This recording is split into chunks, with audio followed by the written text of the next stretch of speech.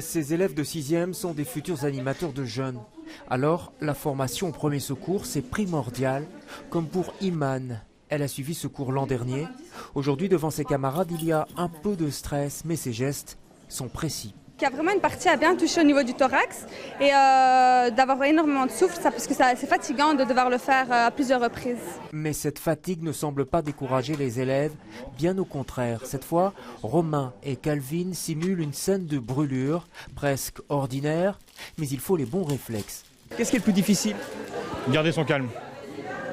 Parce que quand on voit tout d'un coup quelqu'un qui chute, on ne sait pas trop quoi faire et donc justement le BEPS nous aide à garder notre calme et à savoir comment agir. Le BEPS, brevet européen de premier secours. Ces formations sont délivrées par la Croix-Rouge à la demande. Dans cette école technique qui forme de futurs agents animateurs, c'est un passage obligé pour plusieurs professeurs et les élèves sont demandeurs. C'est toujours bon de les former pour qu'ils sachent exactement, parce qu'il y a toujours un grand stress face à chaque situation, pour qu'ils sachent exactement comment ils doivent faire. Non, je pense que c'est quand même nécessaire une formation si on veut rester en vie.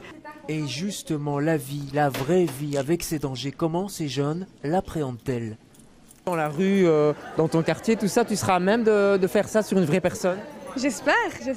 C'est plus facile sur une poupée, mais en s'entraînant, franchement, j'espère pouvoir. C'est une fierté de dire que j'ai pu sauver une personne, donc j'espère.